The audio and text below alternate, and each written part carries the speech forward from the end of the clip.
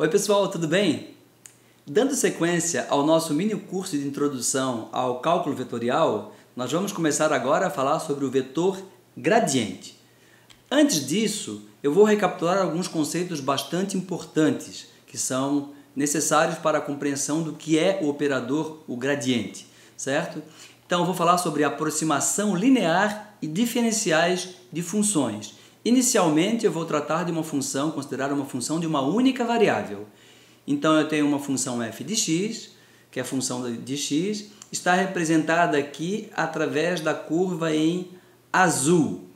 Eu representei também aqui em rosa, magenta, a derivada da função f de x, f' de x. Derivada é a inclinação, corresponde à inclinação da reta tangente nesse ponto que eu estou marcando aqui, certo? Então, a inclinação dessa reta tangente, tangente de θ, é esse cateto oposto que eu chamei de df, dividido pelo cateto adjacente que eu chamei de dx. Isso, então, é a inclinação da reta tangente.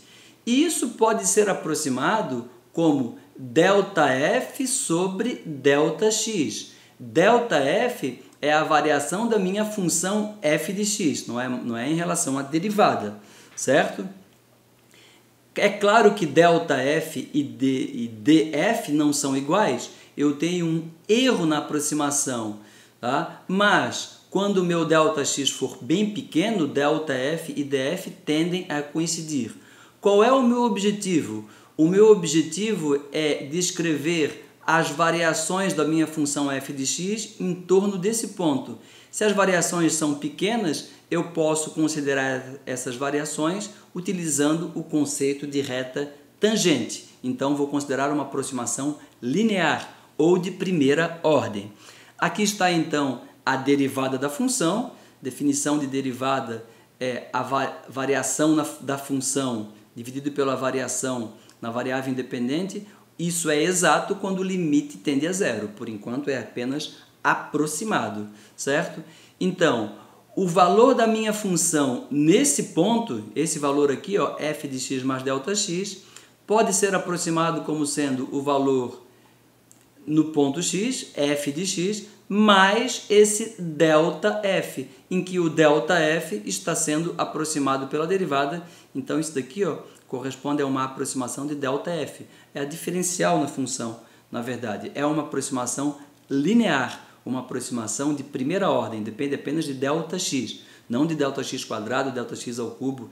Se eu quisesse uma aproximação mais completa, não somente linear, eu teria que utilizar a série de Taylor. Então, a série de Taylor, ela envolve termos de ordem mais elevada. Mas quando ΔX tende a zero, esses termos de ordem mais elevada tendem a ser desprezíveis. E esses termos aqui correspondem justamente ao erro da aproximação. Mais uma vez, fazendo ΔX tender a zero, o erro vai tender a zero. Tá certo? Então, é o que eu acabei de dizer aqui. O erro da aproximação, esse erro E, o erro considerando a aproximação pela derivada, ele vai tender a zero quando ΔX tende a zero. Vamos ilustrar através daqui de uma animação. Então, eu tenho a minha função f de x em azul, tenho a reta tangente a essa função aqui nesse ponto, é a reta tracejada, a reta laranja aqui tracejada, e tenho a reta secante, que é uma reta em vermelho. A inclinação da reta secante é ΔY sobre ΔX. A inclinação da reta tangente é dy dx. É claro que quando eu fizer ΔX pequeno, essas retas tendem a coincidir. Então, a inclinação da reta secante tende a ser igual à inclinação da reta tangente. Isso é a própria definição de derivada. Isso para uma função de uma única variável. Vamos tratar agora um problema com mais variáveis, especificamente uma função de duas variáveis. Eu vou precisar falar sobre derivadas parciais. Eu falei sobre derivada, agora sobre derivadas parciais. Para uma função de mais de uma variável, uma derivada parcial é a taxa de variação da função em relação a uma única variável, mantendo as outras variáveis fixas, certo?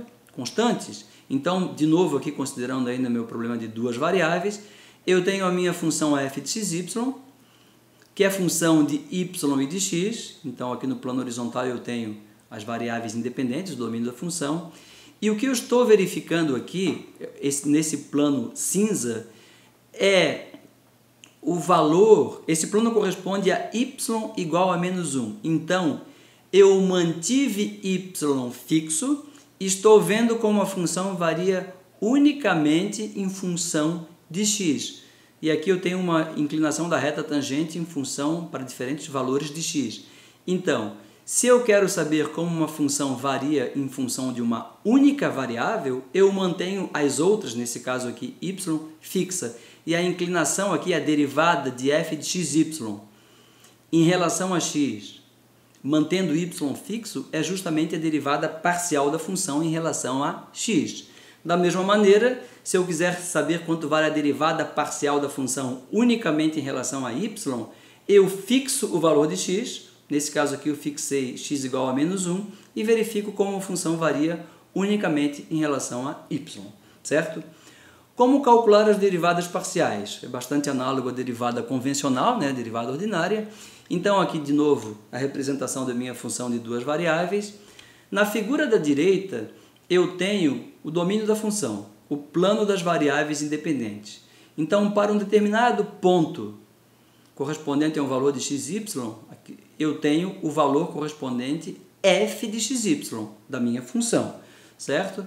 Se eu quero apenas verificar como a função varia em função de x, eu mantenho y fixo.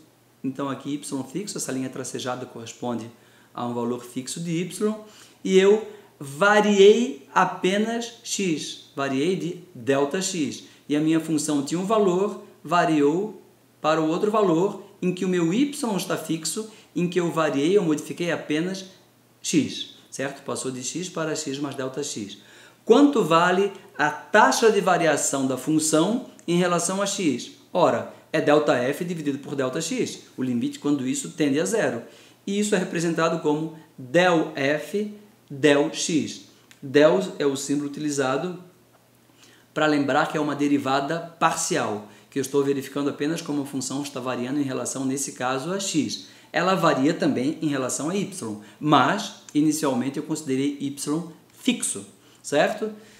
Se eu quiser verificar como a função varia em relação a y, eu tenho que fixar o valor de x. Então eu fixei o valor de x, valores fixos de x correspondem a essa reta vertical aqui, e eu alterei o valor unicamente de y. O x continua x e o y passou de y para y mais ΔY.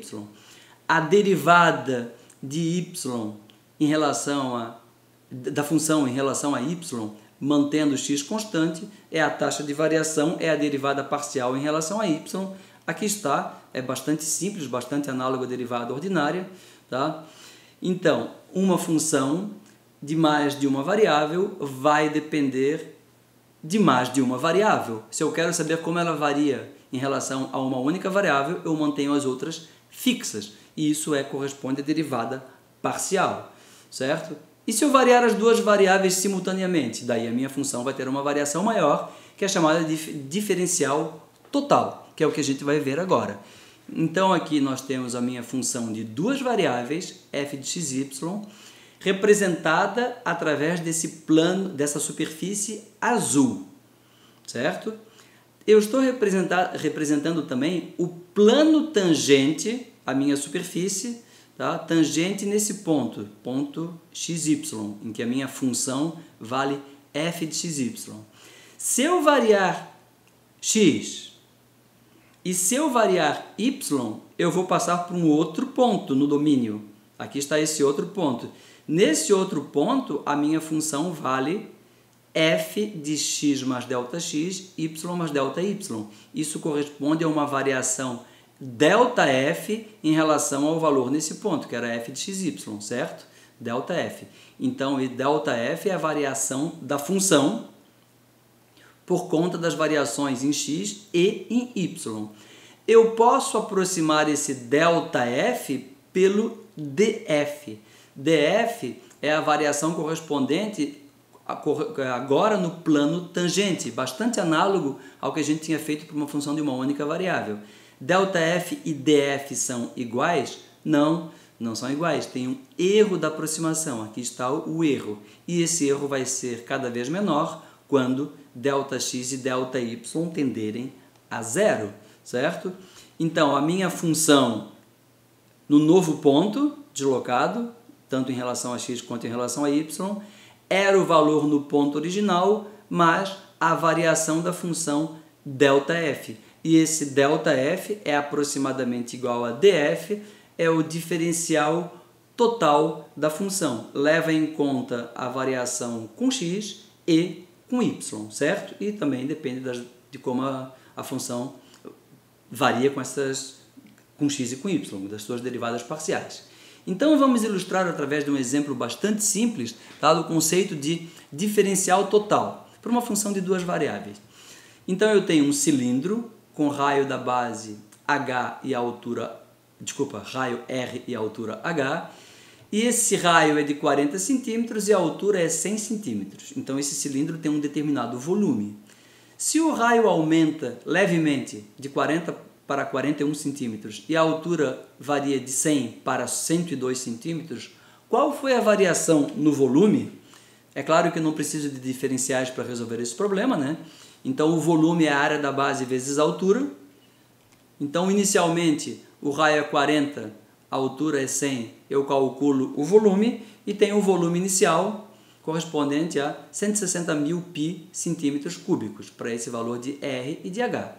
Mas se o meu R varia para 41 e o H para 102, é só utilizar a mesma equação e vejo que o meu volume vai crescer um pouco. De quanto? Tá? Dessa diferença aqui. Então essa é a diferença total no volume causada por variação parcial no raio e também variação parcial na altura. Isso daqui então é a minha diferencial exata, tá certo? É a variação exata da função. Se eu quiser fazer uma aproximação de primeira ordem, tá? Então usando o diferencial total da função, a variação no volume depende da taxa de variação do volume em relação a R vezes a variação no R, somada à taxa de variação do volume em relação a H vezes a variação em H. Essas derivadas parciais são bastante simples. O que é ΔV, ΔR? Derivada parcial do volume em relação a R. Eu mantenho o H fixo, então H para mim agora eu considero como se fosse uma constante, e derivo unicamente em relação a R. Então R ao quadrado, a derivada é 2R, 2R vezes as constantes π e H, está aqui. E também a derivada parcial do volume em relação a H. Nesse caso, R é uma constante, então πr ao quadrado é uma constante. Quando eu derivo isso em relação a H, derivada de H em relação a H é 1, e aqui estão as derivadas parciais. Substituindo essas derivadas parciais, eu tenho então meu diferencial total, em que ΔR é 1 centímetro, ΔH é 2 centímetros. Efetuando os cálculos, eu obtive uma variação no volume de 11.200 pi centímetros cúbicos. Esse é um valor aproximado, uma aproximação pelo plano tangente, uma aproximação de primeira ordem, certo? Que é bastante próximo do valor exato. Seria ainda mais próxima se as minhas variações no raio e na altura fossem menores. Aqui o erro é de 2,3%, tá certo? Então esse é um conceito bastante comum em matemática, em física, em teoria de erros. Não vou entrar em detalhes, era só para recapitular. Então, de fato, na próxima aula a gente vai introduzir o que é o vetor gradiente e nós vamos utilizar os conceitos que a gente acabou de relembrar, recapitular ou de ver pela primeira vez para alguns. Tá certo, pessoal? Até lá então!